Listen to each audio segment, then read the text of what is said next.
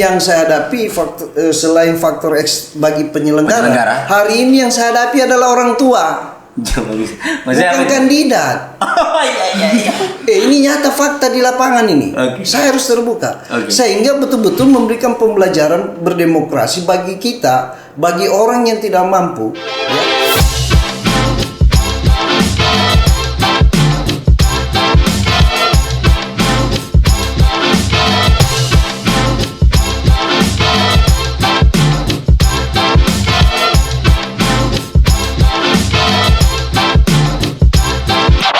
Assalamualaikum warahmatullahi wabarakatuh. Selamat datang di Saraba Channel. Saraba dulu dong. Iya, silakan minum Kak. Panas ini. Hari ini kita kembali podcast lagi setelah vakum ya, kira-kira bukan vakum. Apa deh? Kalau bahasa sekarang itu dia hiatus. Oh iya, apa itu? Kayak Noah begitu. Oh iya. Oh ini dipersiapkan nih Pak. Iya pasti. Setelah hiatus selama kira-kira sebulan lebih. Nah hari ini kita kembali lagi. Nah ini saya punya co-host tetap the one and only Vini Dwiana. Coba satu-satu aja guys ya. Iya, tinggal satu memang. Tidak, maksudnya yang lain ada, tapi belum bertugas hari ini. Lanjut ya. Kita mau ini juga mengucapkan kalau belum terlambat ini. Oh iya, sebenarnya tinggal tunggu Lebaran Haji. Kita mau ucapkan untuk semua penonton Saraba dimanapun kalian berada. Sadar. Mengucapkan minal aidin wal faizin, maaf lahir dan batin. Maaf lahir batin, betul. Nah, hari ini podcast pertama kita, Vini. Iya, ini spesial ini kan. Ya, spesial. Tapi belum ada tembakan-tembakanmu. Tadi aku bilang kamu ada tembak-tembakan ini. Ini orang tidak briefing. Ya, maaf. Kau tahu enggak bintang tamu kita hari ini? Saya tahu. Ya, coba. Apa namanya? Spesial hari ini. Spesial kenapa? Karena membuka toh. Ya, yang betul. pertama, Betul. pria berambut klimis. Iya. Disertai senyum manis dan juga candies. Siapa beliau Kanda? Beliau adalah anggota DPD RI Dapil Provinsi Sulawesi Tengah bernama Abdurrahman Taha. Beliau disapa biasa Kanda ART. Iya. Ya, sudah di depan kita. Apa kabar Kanda? Alhamdulillah sehat-sehat Dinda. Sehat Kanda? Alhamdulillah. Padahal tidak terpilih tapi sehat. Kesibukan sekarang apa Kak? Ya tentunya kesibukan hari ini tetap menjalankan aktivitas seperti biasa. Sebagaimana tanggung jawab sebagai pengembang amanah sejak 2019 dan menyelesaikan masa priorisasi ini nanti insya Allah di 1 Oktober. Berarti masih sibuk menjalani tugas sebagai senator ini. Masih peduli terhadap rakyat. Masih. Dan seterusnya. Bukan sampai hari ini. Iya. Tapi ada fun fact-nya ini kan. Ternyata kalau orang pakai di situ memang kelihatan awet muda.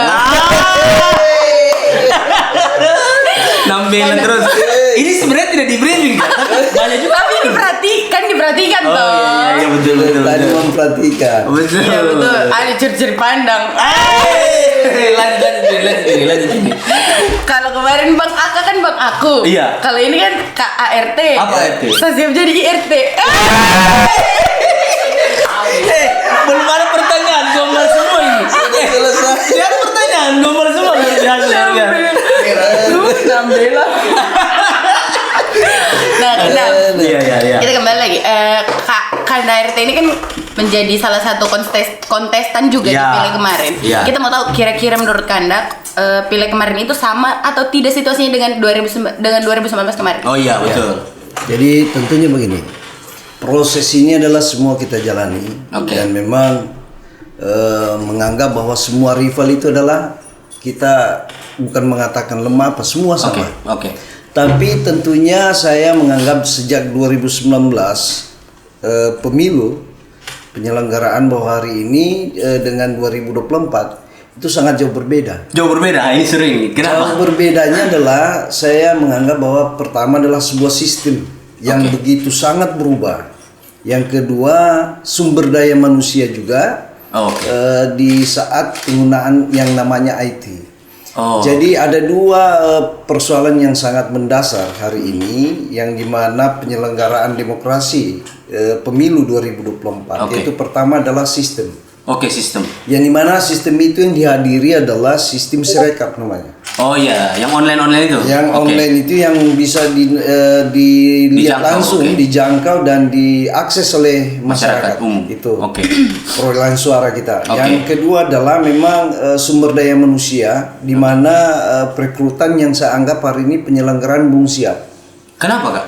Karena begini, belum siapnya begini. Di saat perekrutan atau sosialisasi itu mungkin belum terlalu jauh disampaikan kepada penyelenggara di tingkat desa sampai di tingkat kecamatan bahkan kabupaten.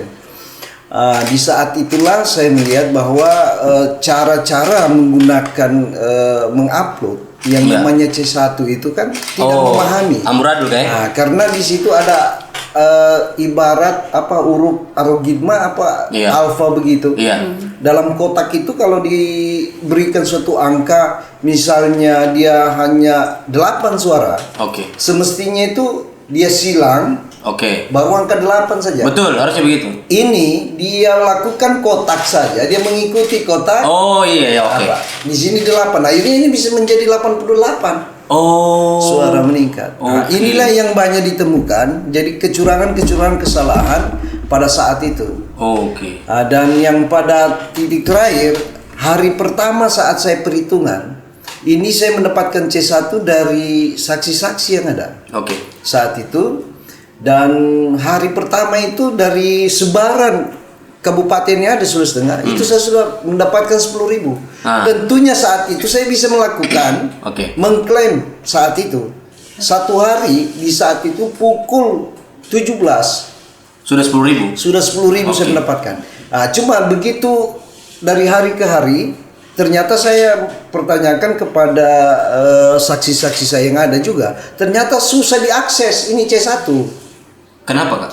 Susah diakses, dibatasi para saksi ini untuk melihat langsung. Kan saksi ada mandat. Memfoto saja tidak bisa, Pak. Jadi Dinda ini susah lupanya di lapangan. Jadi memang ada sebuah permainan dan kecurangan ini nyata. Bukan hanya di Sulawesi Tengah, di berbagai daerah kan banyak. Secara nyata dinampakkan gimana KPPS itu menjual suara. Memindahkan suara. Kan itu terjadi di Jawa Timur. Nah, hari ini itu yang terjadi di Luwuk juga. Di Luwuk kan kemarin. Gitu. Di Luwuk itu kan terjadi kecurangan itu. Bahkan sampai mantan komisioner KPU Luwuk itu kan yang melaporkan. Yang dari partai tidak salah partai PKN itu. Tapi sorry guys, saya potong sedikit. Bukankah yang dipakai di perhitungan di KPU bukan hasil Sirekap tapi hitungan manual? Tentunya sistem Sirekap inilah menjadi suatu pemicu kebatinan orang. Kan begitu. Sehingga dia bisa mengklaim begitu. Saya ini nanti 1 minggu baru grafik gramit saya itu bisa bergerak. Di saat saya mengklaim atau kepada KPU. Nanti dilaporkan. Nanti saya laporkan baru mulai bergerak itu grafik saya. Atau mungkin karena masalah jaringan mungkin, Kak. Jadi tentunya kalau persoalan itu memang jelas satu karena ini yang di pelosok. Tetapi kan yang kabupaten yang mempunyai akses kan sangat mudah dia mengakses saat itu. Tetapi tentunya kecurangan-kecurangan ini menjadi sebuah anomali berdemokrasi yang sangat luar biasa 2024. Dan saya menganggap bahwa kejahatan berdemokrasi di 2024 ini. Ini cacat ini kayak. Saya menganggap ini bahwa proses ini adalah proses yang tidak siap. Lebih baik proses di 2019. Kenapa? Saat itu. Karena di proses 2019 itu belum ada Sirekap. Ada Sirekap tapi saya lupa apa istilahnya. Itu tidak sampai juga ditayangkan, diakses sama masyarakat umum. Hanya orang-orang tertentu. Tidak, saksi saja yang mendapatkan. Dan memang C1 didapatkan langsung oleh saksi saat itu. Tapi hari ini tidak bisa. Saya bahkan sebagai konstitusi. Tapi kan ada kan saksi diberi mandat. Nah, harusnya surat mandat itu bisa menjadi penguat bahwa saksi harus diberikan C1 dan semestinya, tetapi itu yang tidak didapatkan. Yang didapatkan para konstituen ini, para kandidat ini saat itu adalah mengupload dari Sirekap sehingga mengetahui jumlah suara. Makanya saat itu sangat berbeda proses daripada berdemokrasi penyelenggaraan hari ini 2019 sama 2024. Saya menganggap menjadi sebuah anomali berdemokrasi yang sangat luar biasa. Tapi maaf ini Kak. Artinya meskipun kakak kritik begini, kita agak sedikit ini. Oke, boleh kita berbeda. Bisa jadi orang-orang beranggapan bahwa KRT ini bicara begini karena dia tidak duduk. Oh, bukan proses itu. Proses itu dalam suatu ini ibarat pertandingan ya. Oke. Kalau saya ini fan saya. Iya. Dan saya bahwasanya hari ini saya ikhlas melalui proses itu. Karena dari sejak saya awal terjun di dunia politik dan melakukan mencalonkan di saat 2014. Iya betul. Saya juga kan gagal. Iya di posisi saat itu. Iya. Tidak ada masalah. Artinya hal begini hal biasa menurut saya. Oke. Nah, cuma saya hari ini begitu saya berhadapan dengan situasi kondisi sistem ini bayangkan sangat merusak sebuah psikologis. Iya. Nah, tapi alhamdulillah hari ini suara saya bisa mencapai 100.000 lebih.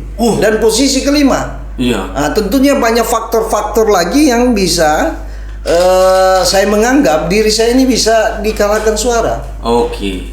Dan masih terbuka sebenarnya kemungkinan KRT bisa duduk lagi. Bisa. Iya. Kenapa tidak bisa duduk? Karena begini, ada suatu sistem sebenarnya dalam aturan di konstitusi kita Undang-Undang 45. Iya. Yang dimana pasal 22C.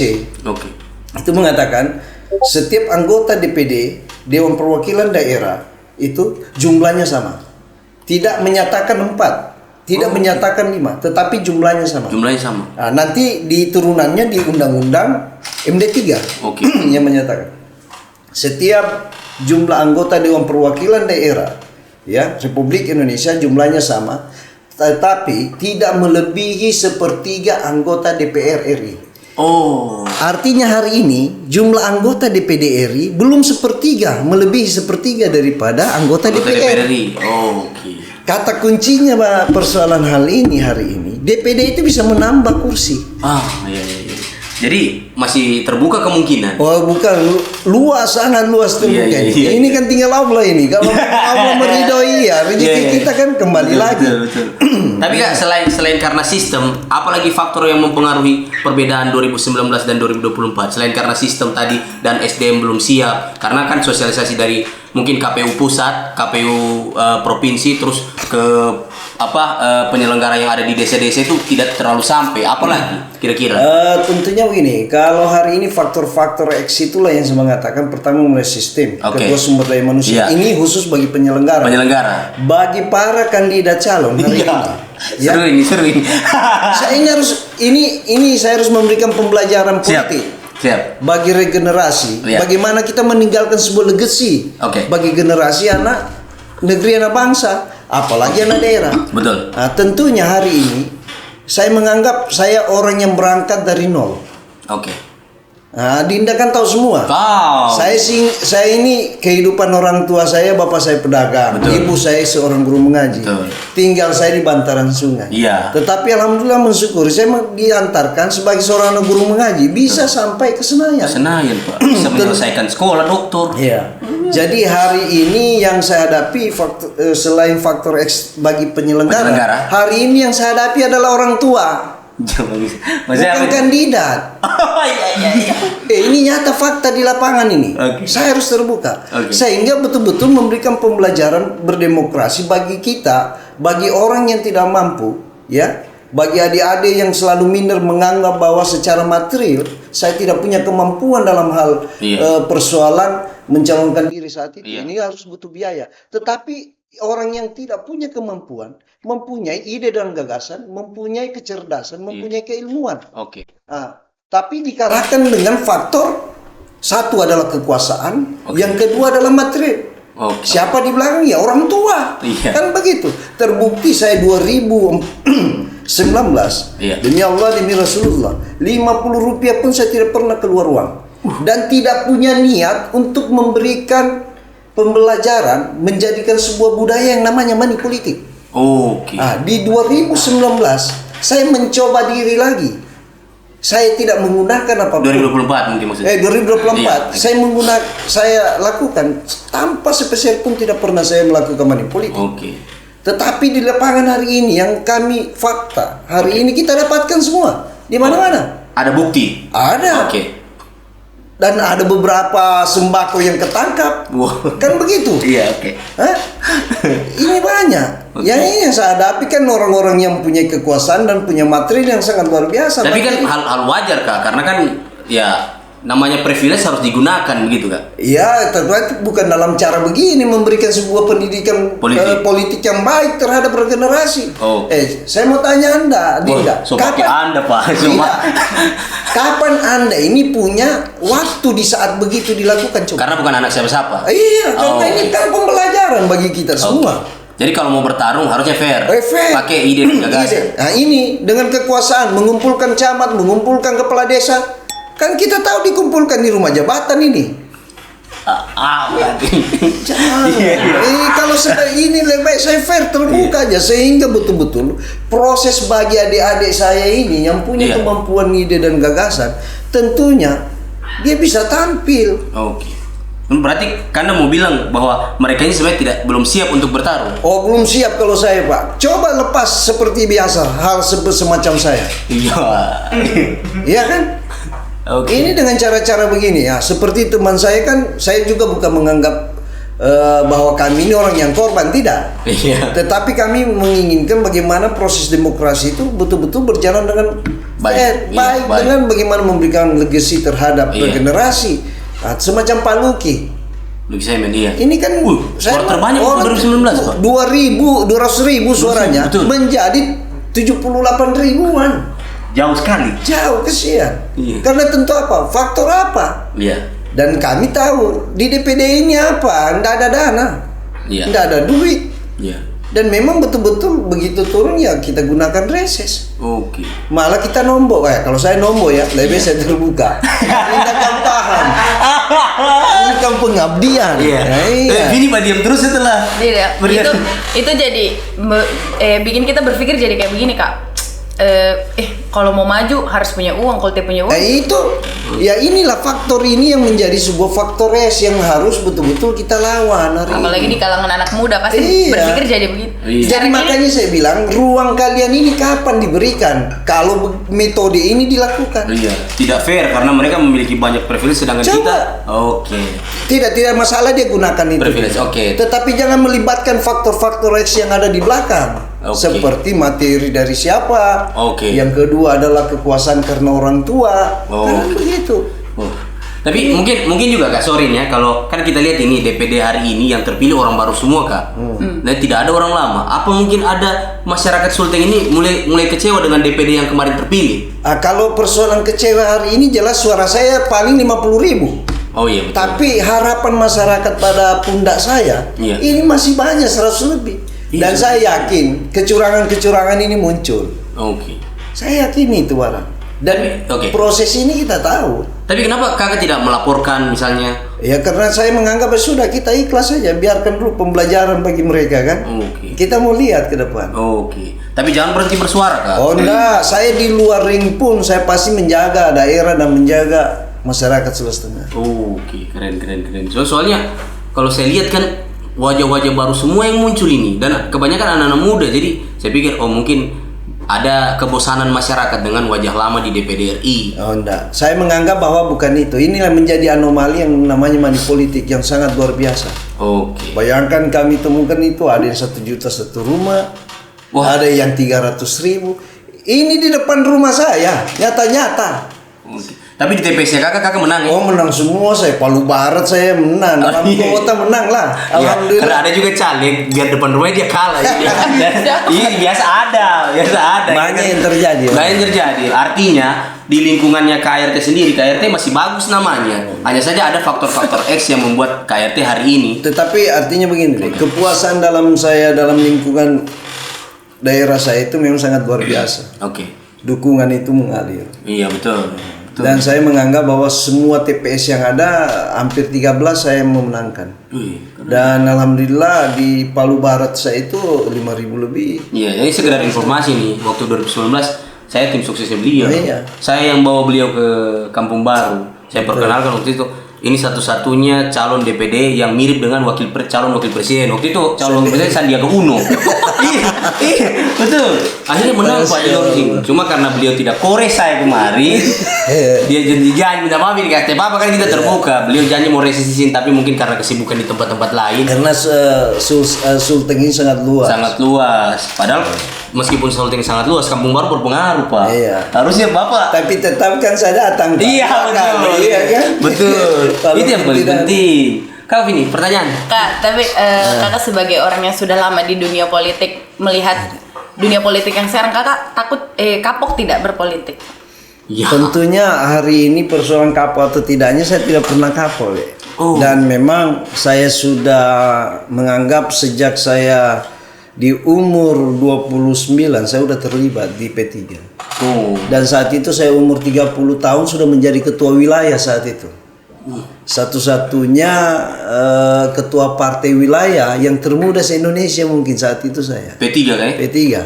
Waktu itu umur berapa, Kak? Semua partai yang ada di Indonesia. Partai termuda saya. Waktu itu umur berapa? 30 tahun. 30 tahun Kakak termuda. sekarang berapa? Ketua wilayah. Kakak sekarang berapa? Sudah, itu juga. Itu juga umur. Tapi sekarang ketua partai termuda se-Indonesia juga dari P3. Ada Fahmi Alamri dari Tunai.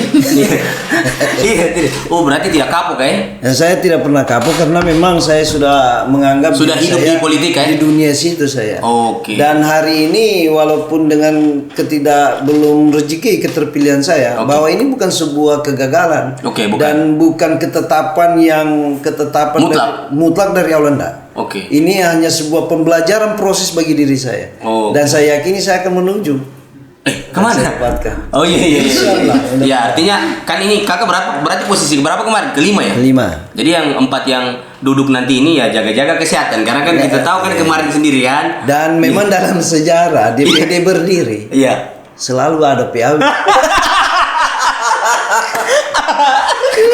Jadi hati-hati ya. Jadi siapkan vitamin sebanyak mungkin. Harus kalau bisa sehat-sehat lah. Ya, apa sejarahnya? Bayangkan dalam sejarah sejak Partai, Pak. berdirinya Iya. DPD ini yang namanya dari 2002 Oh, iya. itu setiap Periodisasi pasti ada PAW.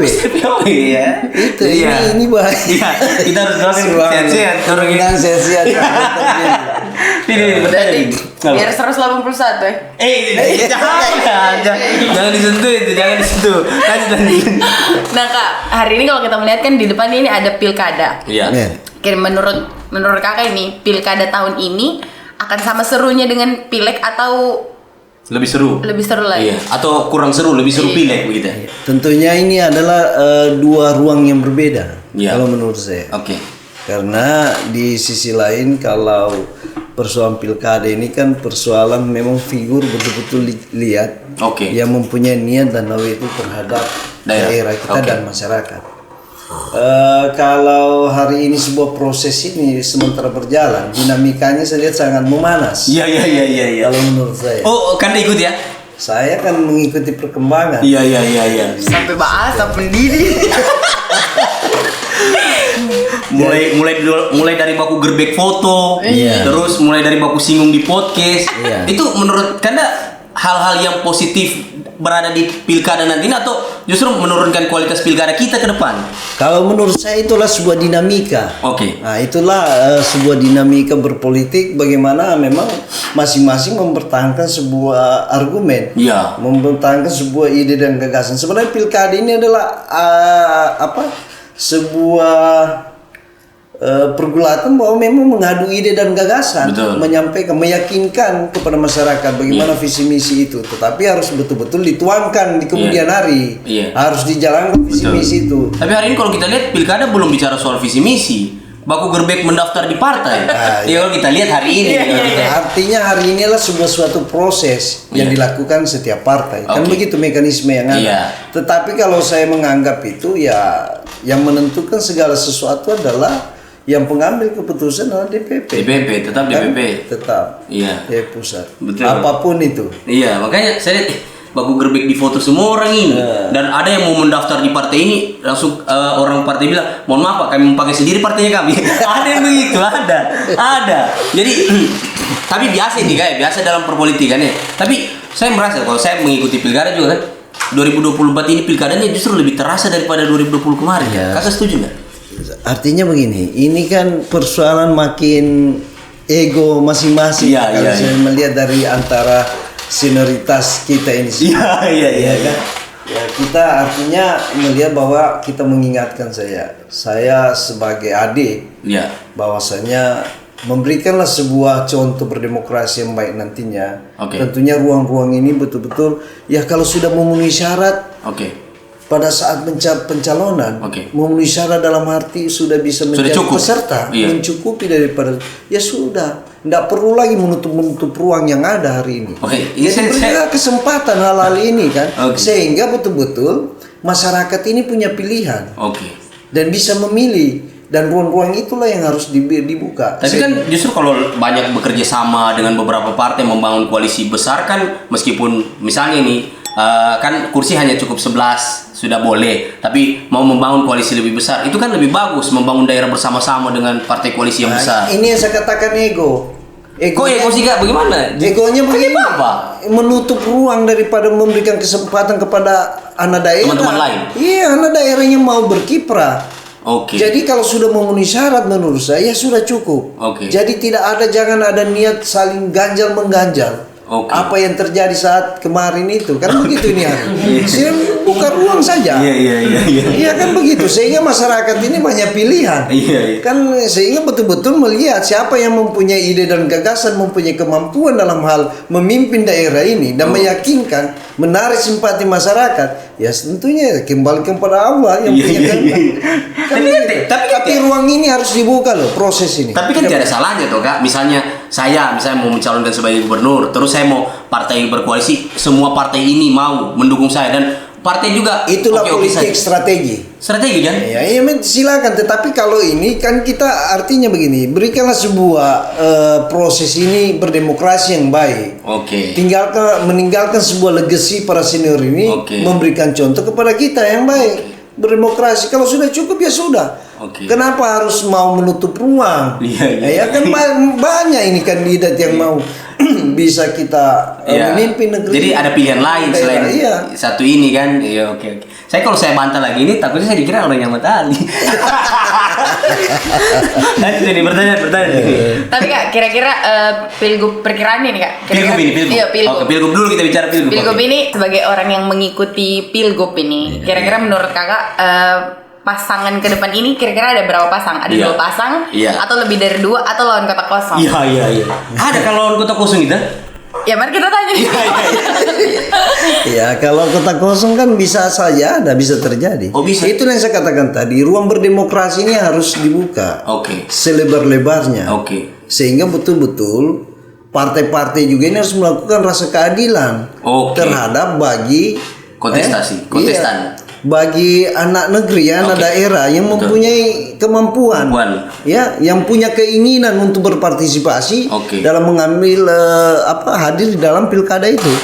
Nah, ini bisa terjadi kota kosong seperti Makassar, NTT, ini terjadi semua. Dan ingat, kota kosong itu menang.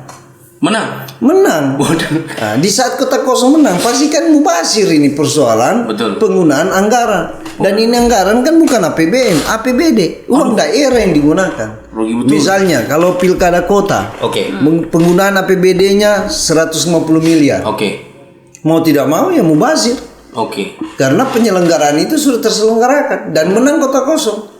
Dan ini pasti akan terselenggara lagi. Nah, maka dari itu saya mengatakan bahwa kalau pasangan 1-2 ya alhamdulillah, 1-2-3 ya berarti ruang ini terbuka berdemokrasi. Dan pilihan bervariasi tidak hanya pada satu figur. Betul, makanya saya bilang jangan menutup ruang ini karena ego.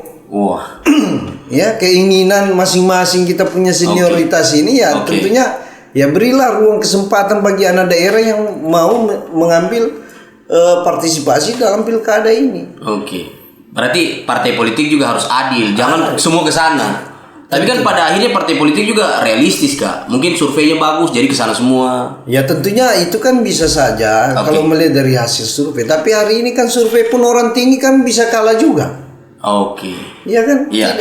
Tidak menutup kemungkinan bahwa terjadi di lapangan itu akan berubah.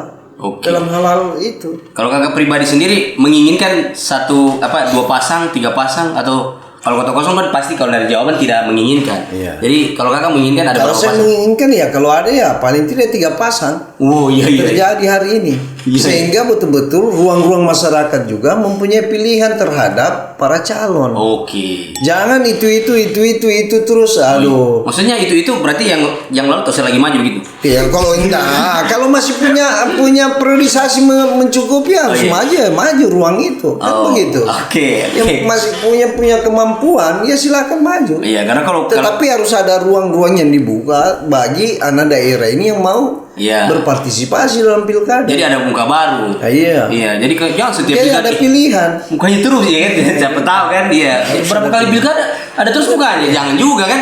Kaget juga Harus gitu. ada pilihan. Iya, harus ada pilihan, betul. Saya sepakat. Nah, Kanda sendiri kan artinya belum diamanahi lagi. Artinya empat posisi teratas DPD itu kan kakak kelima. Nah, terus jalan politiknya kakak ini mau kemana? Kalau seandainya memang tidak duduk di DPD lagi. Ya, karena memang masih ada upaya teman-teman lagi melalui MK yang tadi saya katakan ada ketambahan kursi, mudah-mudahan aja. Ya kan, kalau kehendak Allah mengubah ya siapa yang mau ini.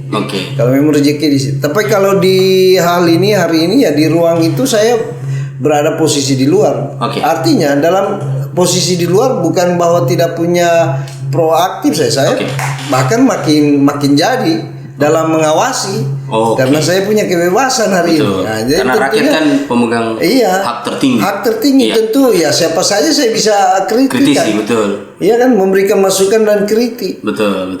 Jadi kan jawabannya belum jelas nih. Jadi kakak ini mau kemana habis kalau misalnya nih MK sudah selesai terus tidak lagi terpilih sebagai DPD, apakah mau maju karena ada November di pilkada ini. Ada gubernur, ada wali kota. Kakak ini mau kemana? Siapa tahu mau coba juga mau jadi wali kota ya kan? Gimana ini? Tapi kalau kakak mau ke wali kota cocok sudah. Kenapa? Kan kalau kemarin anak guru mengaji menuju Senayan. Betul. Kalau ini nanti anak Kaliko menuju balai kota. Kira dia lupa gimana? Kira-kira mau kemana ini? Nah, tentunya dari luar daripada gelanggang politik yang pengambil kebijakan nantinya, tentunya masih ada jeda ya, 5 tahun tentunya. Artinya saya tetap proaktif, tetap melihat daerah, melihat situasi dan kondisi masyarakat juga. Paling tidak dengan 100.000 lebih suara modal. Nah, ini menjadi sebuah motivasi bagi saya untuk ke depan. Dan harapan itu masyarakat masih betul-betul punya harapan sangat ekspresi tinggi, sangat tinggi. Nah, hari ini kalau berbicara pilkada, intinya ini kalau memilih ke kota, ke provinsi, ya saya tinggal menunggu saja. Kalau memang ada yang meminang, mau tidak mau ya saya harus demi daerah, demi masyarakat, ya saya harus ini diri saya kembali ke daerah. Tapi kalau disuruh pilih kak antara pilgub atau pilwali, kakak pilih mana? Ya saya ke pilwali saja lah. Iya. Berapa suara kakak di kota kemarin? Tentunya begini. Sorry, berapa suara kakak kemarin di kota? 26.000. 26.000 luar biasa. Jadi dari sejak 2014 pemilu kota, alhamdulillah saya berisi 2019, 2024 ya alhamdulillah saya pemenang juga di kota. Jadi tentunya tidak keluar dari 5 besar. Iya betul. Ya artinya warga masyarakat Kota Palu ya hari ini saya melakukan reses terbukti 20 titik ini. Semua minta maju kota.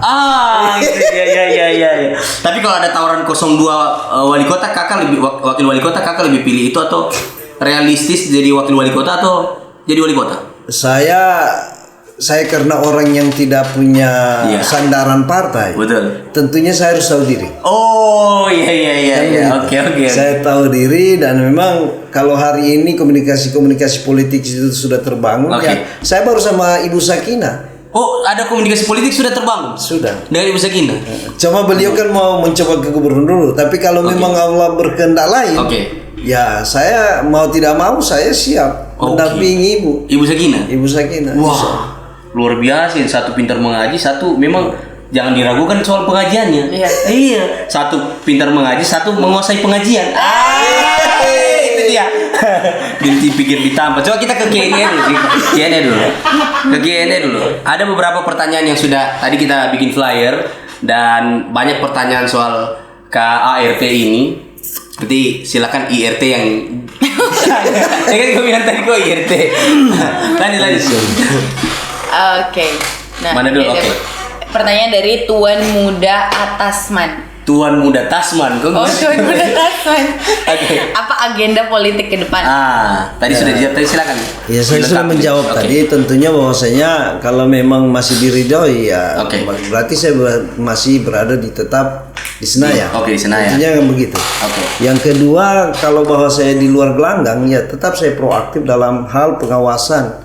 Sebagai kontrol sosial hari ini terhadap daerah dan masyarakat. Saya tidak pernah mau meninggalkan kegelisahan kegelisahan masyarakat yang ada di daerah, karena harapan yang ada suara saya hari ini adalah 100.000 lebih itu menjadi sebuah harapan besar bagi mereka dan menjadi tanggung jawab ya. Dan saya tidak akan pernah tinggalkan daripada seperti tadi kata-katanya, kegelisahan rakyatku tak akan kubiarkan. Woi, by ART tadi ada. Saya lihat tadi. Lanjut. Nah itu kan kegiatan kegelisahan rakyatku tak akan kubiarkan. Luar biasa loh. Lanjut pertanyaan kedua. Harapan saya. Ada pertanyaan dari Kak Muhammad Taufan. Apakah Golkar resmi mendukung Hadianto? Kenapa ditanya dari ART? Salah pertanyaan, mohon maaf.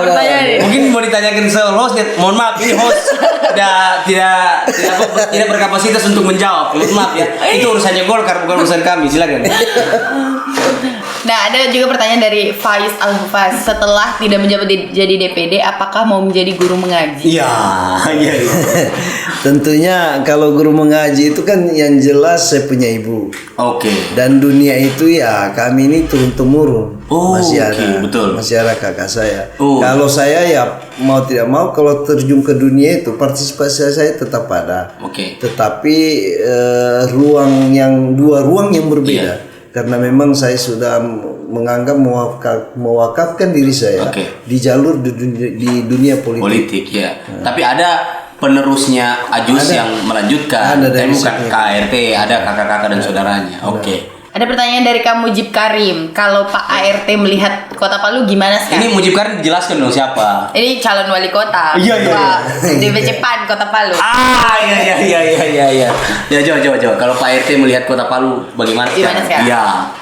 Tentunya saya melihat dengan perkembangan 5 tahun kemarin ini. Ya sangat adalah perubahan, tetapi begitu tidak terlanjur inilah. Artinya mulai hari ini kan yang kita hadapi masyarakat terus drainase awalnya itu semua. Saya lihat upaya wali kota hari ini ya itu yang dia genjot dan melakukan hal-hal itu. Yang kedua bagaimana dia meraih Adipura. Itu prestasi loh, luar biasa loh. Saya menganggap sebuah prestasi, tetapi ya kita juga jangan euforia dalam hal itu. Jangan terlalu euforia karena kategori orang juga mendapatkan Adipura ini kan bisa dilacak. Iya kan? Tapi apakah hari ini kita mau mencari kesalahan? Kan tidak. Kan begitu. Tentunya saya bilang tadi jangan euforia dalam hal mencapai hal-hal itu, tetapi kita patut mensyukuri. Berarti ada sebuah kemajuan yang dilakukan Pak Wali hari ini. Iya. Berarti Pak Wali bagus dong hari ini. Kalau saya menganggap bahwa Anda mengatakan Linda bagus, saya belum terlanjur mengatakan bagus juga. Loh kenapa Adipura loh? Ya, Adipura kan ini bisa dikatakan ada sebuah syarat juga kita bisa melihat prosesnya Linda. Ya, kan begitu. Yang kedua, dia mau memajukan seperti persoalan taman-taman. Bagus loh taman-tamannya. Tapi tentunya kan ini persoalan jalan yang dipikirkan hari ini. Jangan membangun sesuatu, jangan menyempit terus itu jalan, Pak. Maksudnya di Gajah Mada ya? Maksudnya itu kan bisa melihat situasi dan kondisinya. Tapi kan jadi bagus kota Kak. Tentunya.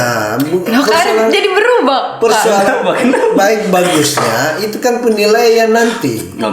Kan begitu. Tapi upaya beliau ini Pak Wali hari ini ya cukup lumayan lah. Saya menganggap ya bahwa kinerjanya masih ini.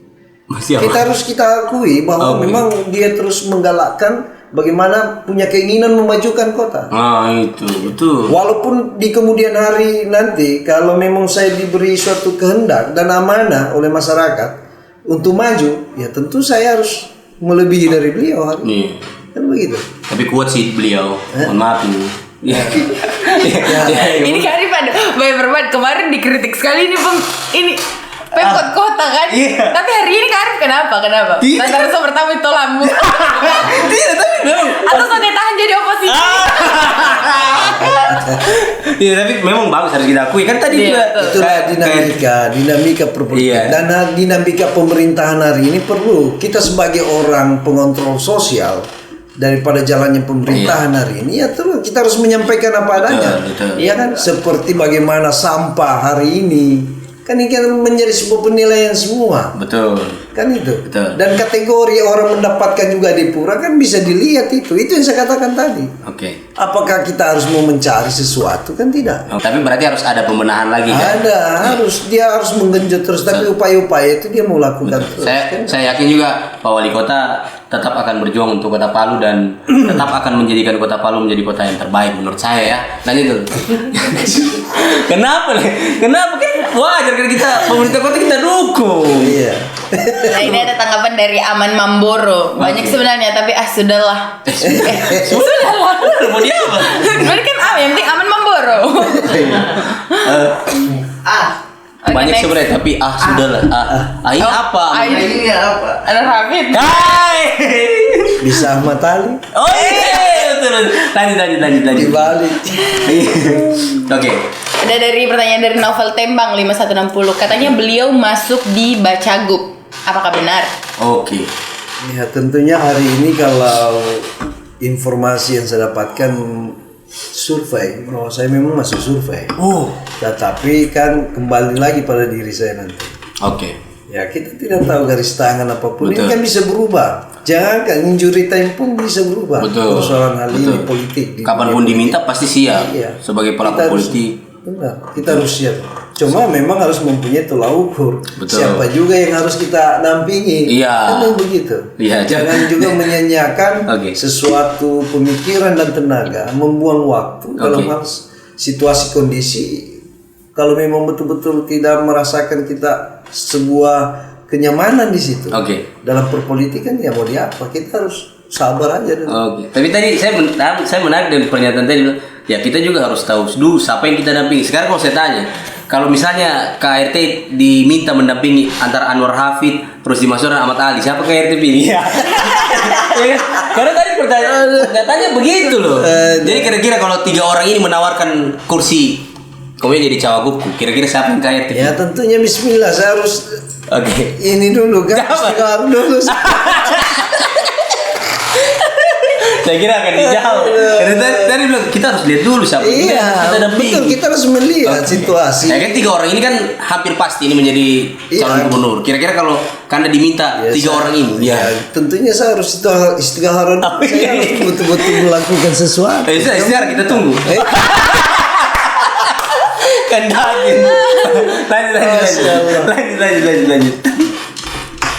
Ada pertanyaan dari mungkin bapakmu. Wajib disampaikan karena ini amanah. Pak, boleh diisikan saldo dana sadis. Iya, tapi ini kayaknya tidak mungkin bapakmu, ya kan? Tidak mungkin. Karena masa bapakmu minta uang? Kan bapakmu ada di balik papa. Bapakku juga. Lanjut.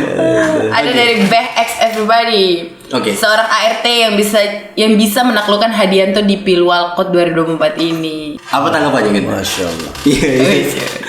Tentunya ruang-ruang itu yang saya katakan tadi. Segala sesuatu kita tidak tahu. Dan itu bisa berubah. Apa yang Adinda katakan bahwa hasil survei tercapai dengan baik, bagus, dan sudah meyakinkan diri, itu bisa berubah di lapangan. Hari ini juga orang mengatakan ART bisa menaklukkan Hadianto, ya itu bisa terjadi. Bisa terjadi, apa yang tidak bisa terjadi?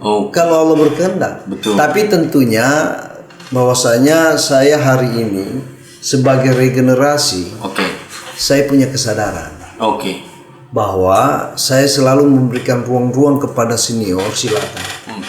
Karena saya menganggap di 2030-an itulah di masanya kita. Oh, iya. Iya. Dan gubernur sudah komi itu kan dah? Hah? Di gubernur sudah komi itu kan? Insyaallah, amin. Iya, kan begitu. Tapi kan banyak yang bilang ini, karena seorang ART yang bisa menaklukkan Hadianto di Pilwalkot. Karena kan banyak beredar bahwa Pak Hadianto ini sangat kuat di Pilwalkot nanti ini. Hampir mungkin tidak ada lawan. Kira-kira menurut... Kalau dia tidak ada lawan ya terpaksa saya harus hadir. Oh, iya. Pada kota kosong. Iya. Begitu. Iya. Jadi belum mutlak juga Pak Hadianto Rashid ini adalah orang yang maksudnya masih kuat, bisa lah dikalahkan begitu. Bisa, Oh. menurut saya bisa. Oke. Dan jangan merasa selalu bahwa incumbent ini yang mempunyai kekuatan. Iya, biasanya kan begitu. Iya. Oh. Itu bisa terjadi siapa saja. Oh. Yang penting satu, kalau Hadianto mempunyai pendamping yang baik, Iya. tentunya masih bertahan. Iya. Kan begitu. Pendamping yang baik Ya, itu pendampingnya bisa jadi baik, dia bisa bertahan. Oh. Kalau pendampingnya yang salah, ya dia bisa lewat. Iya. Nah, begitupun dengan saya kalau mau maju. Iya. Kalau ibarat saya sama Kak Sakinah hari ini, Oh. sama ART, tentunya begini, ada capaian yang perlu menjadi sebuah sandaran. Betul. Gitu. Betul. Kak Sakinah di Kota Palu ini 56.000 suaranya. Biasa. Tambah 20. Tambah saya 20-an lebih kan selesai sebenarnya. Kak Hadi kemarin 60 ribuan. Jadi kalau 50 tambah 20 70 ribuan bisa dikalap, Pak. Iya kan? Ini capaian. Iya. Jadi bisa, makanya saya bilang nggak boleh bereiforia orang, nggak boleh merasa bahwa incumbent bisa segala sesuatunya, nggak bisa. Karena kalau salah pilih wakil juga kan berbahaya kan. Iya, ini harus wakilnya jelas ini. Betul, harus wakilnya jelas. Makanya kan tidak tuh lampu. Iya. lanjut. Ada dari Rahmat Aditya, ada rencana maju di pilkada, Kak? Iya. Ya itu sudah dibilang. Insya Allah mudah-mudahan kalau ruang-ruang ini, makanya saya bilang tadi, jangan ego sektoral atau ego kelompok ini mau menutup ruang ini. Karena banyak anak regenerasi yang mau melakukan partisipasi dalam pilkada itu. Yang kedua, partai juga harus memiliki rasa keadilan terhadap ruang ini. Iya. Jadi jangan condong ke satu Jangan, tidak boleh. Berikan pembelajaran berpolitik yang baik lah bagi ini. Tapi kalau saya lihat justru KRT tiada rencana karena kan semua partai politik lagi membuka pendaftaran. Nah KRT tidak mendaftar di satu partai politik manapun. Nah ini yang saya katakan tadi, yang menentukan kan DPP. Iya, tapi kan biasanya orang kalau mau mencalonkan buang di media kan, mendaftar di sini, buang di media. Seperti ada itu ketua Demokrat yang tidak kuat itu, mendaftar juga Tamimi juga. Makanya saya bilang, jangan merasa tidak punya kemampuan mau melakukan itu.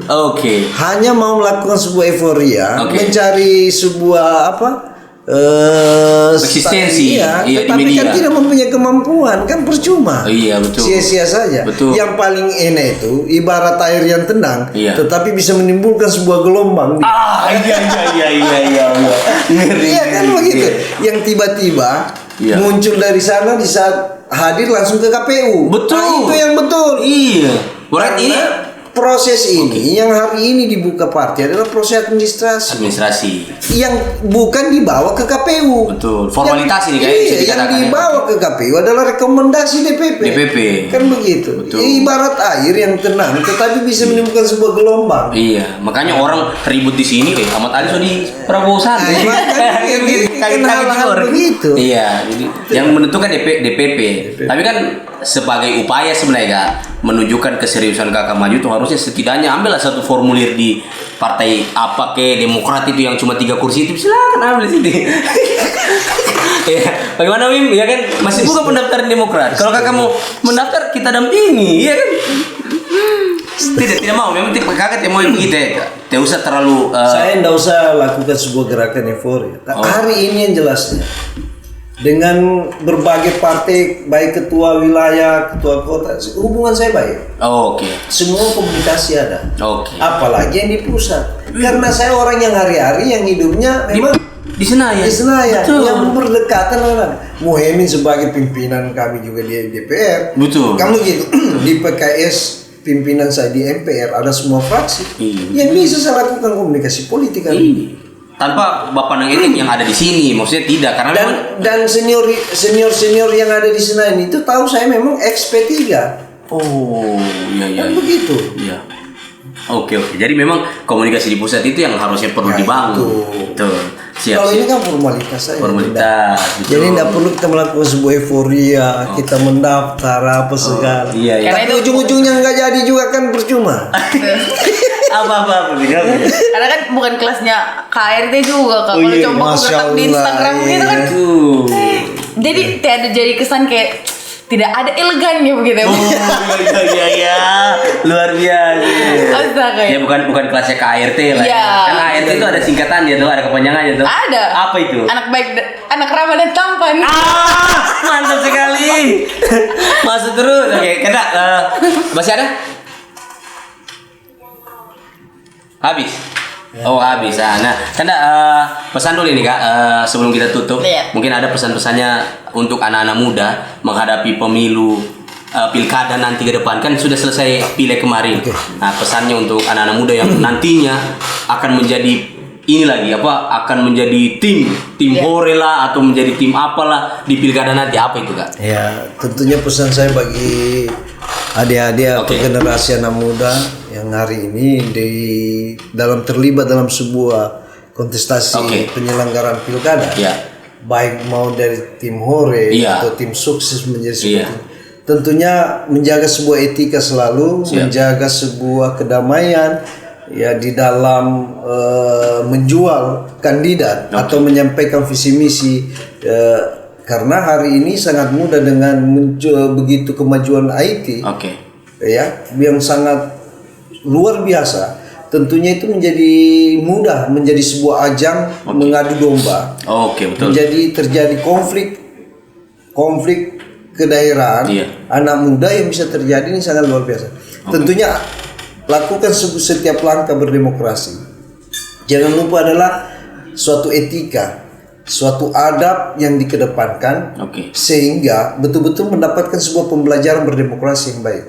Bagi generasi anak-anak muda ini nanti. Karena tidak selamanya kami di ruang itu. Betul. Hari ini saya berada di dalam suatu ruang yang bagaimana pada akhirnya saya terdepan dalam posisi kelima. Tetapi 5 tahun ke depan tidak menutup kemungkinan saya itu masuk lagi kembali ke daerah itu. Nah, hari ini yang saya katakan kepada adik-adik sehingga betul-betul tidak punya ada bahasa kata menyerah. Ingat Anwar Ibrahim Perdana Menteri Malaysia 26 tahun baru bisa menjadi menteri. Berbagai isu yang dilempar, mulai korupsi, sodomi, pemerkosaan dan berbagai hal, bahkan sampai di penjara. Yang kedua, Presiden Afrika, siapa lagi namanya nih? Saya cuma tahu Nelson Mandela. Nelson Mandela. Nelson Mandela ini kan hampir 20 tahun juga. Dengan berbagai isu yang sama. Bahkan sampai di penjara. Tetapi jadi presiden juga karena tidak kata menyerah, karena dia menjunjung tinggi itu yang adab dan etika dalam berdemokrasi. Inilah yang bagi generasi harus menjaga. Hari ini kita terbukti kepada Pak Prabowo 26 tahun. Pak. Baru bisa menjadi presiden. Karena apa? Sebuah kesabaran dan pada saat 2019 dia posisi juga pada saat dia menyampaikan pidato di KPU hari ini terhadap Saudara Anies. Bahwa dulu saya pernah di posisi begitu. Nah, ini bisa jadi Anies 5 tahun ke depan di posisi yang menyampaikan sesuatu kemenangan. Nah, hari ini juga sebegitu. Makanya saya tidak pernah akan menyerah. Selangkah pun saya mundur tidak akan pernah. Mantap. Luar itu betul. Ini masih muda. Masih panjang perjuangan. Jangan mudah menyerah kan? Iya, dan masih perjalanan kita. Yang penting yang tadi saya katakan, etika berdemokrasi, ini harus yang kita jaga. Jangan menjadikan sebuah budaya dengan cara-cara itu yang tadi saya katakan. Keren. Sehingga ruang-ruang adik-adik generasi yang merasa tidak punya kemampuan itu dia hadir. Tidak merasa minder. Yang apa Adinda katakan, mau jadi capres punya uang, tidak semestinya terbukti. Anak guru mengaji 2019 sepeser pun bahkan hari ini tidak ada. Karena apa? Niat. Saya luruskan dalam melangkah bismillah, betul-betul hanya menyapa melalui senyum saja. Senyum manis Pak. Jadi kata ibu-ibu melet. Tapi kan sekarang ini zamannya Budi Pekerti kalah dengan Fajar. Iya. Betul. Makanya kalau itu menjadikan sebuah budaya, maka kapan kalian punya ruang dalam hal itu? Iya, kapan kami punya kesempatan? Untuk terlibat, untuk jadi pemimpin kepala daerah. Kuliah umum kita ini luar biasa. Terima kasih banyak nih Kak. Sehat-sehat selalu. Sudah tampil lagi di Sarah Channel ini kedua kalinya saya undang beliau. Kemarin saya undang beliau masih di situ, belum ada AC-nya, masih panas. Hari ini sudah di sini bersama co-host andalan Sarah Channel. Nah, dan saya minta sedikit tanggapannya Kak ART melihat perkembangan Sarah Channel yang dulu dan sekarang gitu. Jadi kalau saya melihat hari ini sudah punya kemajuan, Dinda. Ya, alhamdulillah. Tapi walaupun sekian persen, tentunya itu menjadi sebuah motivasi bagi diri Anda. Betul. Orang ini berangkat tidak semestinya langsung jadi. Betul. Sebuah butuh proses. Betul proses. Tetapi kalau ada sebuah suatu usaha maupun dunia politik itu karbitan, saya yakin akan selesai dengan suatu proses itu yang memakan waktu. Betul. Kalau prosesnya karbit biasanya tidak lama juga. Tidak lama. Dia pasti selesai dengan sendirinya. Betul. Ini kalau apalagi proses ini didukung dengan transfer habis ini berarti sudah jelas punya kewajiban. Terima kasih Kak, sehat selalu. Apapun yang Kak ART rencanakan ke depan semoga berhasil dan amin. Kau doakan dong. Iya, untuk Kakak juga sehat selalu karena kita selalu butuh pemimpin yang manis disertai Candice. Itu tadi podcast dengan KRT. Sampai ketemu di episode selanjutnya. Tetap di Sarah Channel. Sarapan dulu dong. Harus bareng.